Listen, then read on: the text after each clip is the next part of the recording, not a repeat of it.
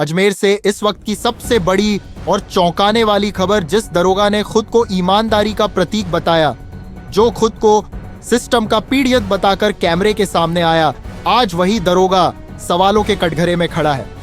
ये तस्वीरें और वीडियो जरा ध्यान से देखिए। हाथ में शराब से भरा गिलास, पास में पड़ी शराब की बोतल, बगल में नाचती हसीना और बिस्तर पर बैठा वर्दी का रौब दिखाने वाला साहब। इतना ही नहीं, दूसरे वीडियो में ये साहब पानी के बीच अय्याशी करते नजर आते हैं, जहां एक और युवती ठुमके लगाकर इनका दिल बहलाती दिखाई दे रही है।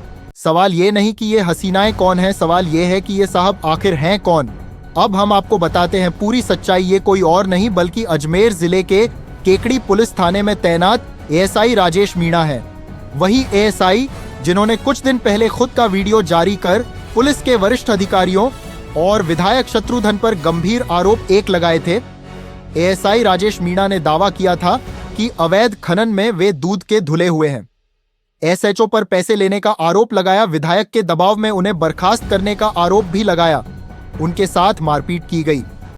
केकड़ी थाने पर तैनात हूँ और कल की घटना है 5/1/2026 की। मेरे पास एसएचओ ने इतला दी कि आप तुरंत पहुंचिए, परसों के दिन घटना घटी है, डंपर से अवैध खनन करते हुए एक व्यक्ति की मृत्यु हो चुकी है, आप तुरंत पहुंचिए।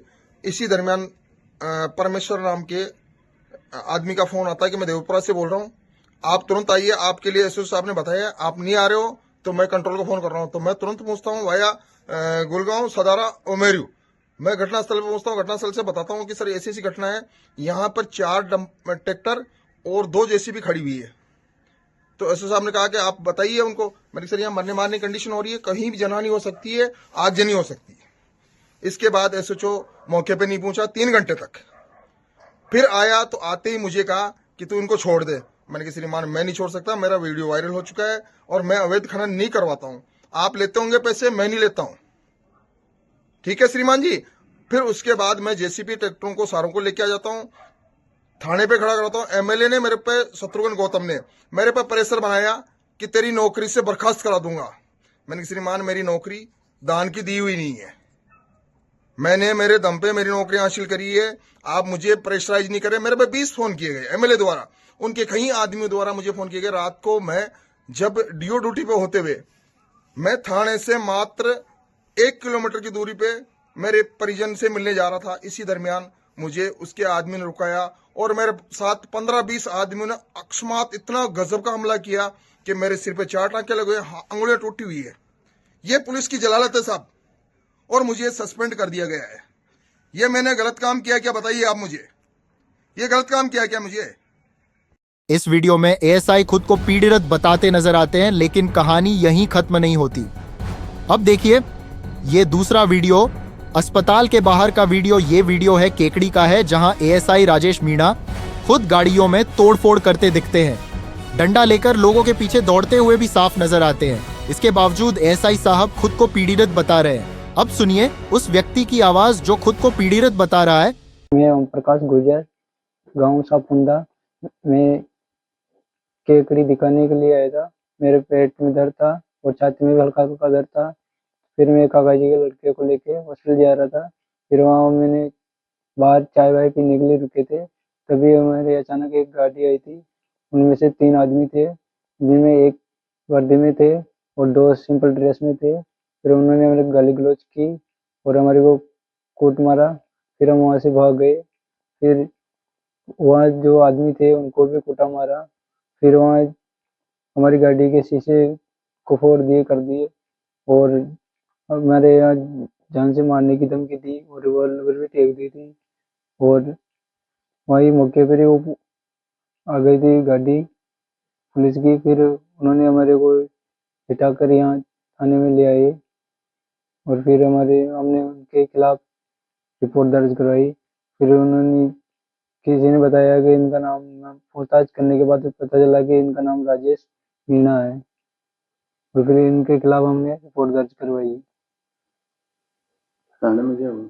थाने में तो उन्होंने हमें कूटा मारा सर, वो जैसे कोई बंदूक भी तान दी थी हमारे, और मेरे काका जी के लड़के के भी तान दी और उनके के भी हाथ के यहाँ लगी। वो मेरे दे रहे थे, उन्होंने हाथ ऊंचा कर दिया तो उसके लग गई। और मेरे के भी यहाँ मोरो मेरे में लाता की रेखी दी है, थपड़ की भी दी है और लकड़ी की भी दी है। और फिर हमने उनके खिलाफ वो एक्शन लिया सर। वे इनको रिपोर्ट दर्ज करवाई है, वे हमारी गाड़ी का नुकसान हुआ जो हमें भरपाई करे। क्यों करी तुम्हारी मारपीट? हमारे को कोई पता नहीं सर, हम तो दिखाने आए थे उनको और हमारे को कोई लेना देना भी नहीं था। स्थानीय लोग खुलकर एएसआई के खिलाफ कार्रवाई की मांग कर रहे हैं। लोगों का आरोप है कि एएसआई ने कानून को हाथ में लिया और खुलेआम गुंडागर्दी की। अब सवाल आपके सामने है, हमदर्दी किसके साथ होनी चाहिए? उस एएसआई के साथ जो खुद को पीड़ित बता रहा है, या उन लोगों के साथ जो एएसआई से पीड़ित होने का दावा कर रहे हैं? अब जरा इन लोगों की भी सुनिए। ओम प्रकाश और मनीष मुझे दोनों साथ आए थे। उनके परिजन हॉस्पिटल में भर्ती थे। 11:30 की बात है। हॉस्पिटल के बाद चाय की खड़ी पे चाय पी रहे थे, बैठे थे। अचानक एक तो सिविल में था, 2 कांस्टेबल थे, तीनों आके होटल बैठे, उनके साथ मारपीट करी, गाड़ी के साथ तोड़फोड़ करी और फिर यहाँ से उठा के थाने मोड़ ले गए।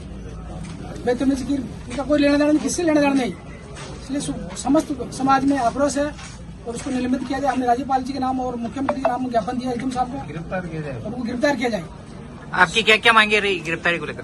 देखो, हमारी जो मांग है, सबसे पहला तो है कि उसका एक तरीके से जानलेवा हमला, मतलब एक मर्डर के तौर पे उसके ऊपर केस बढ़ना चाहिए, क्योंकि रिवाइलर अगर चल जाती उस समय तो ये बच्चा तो खत्म होता है ना।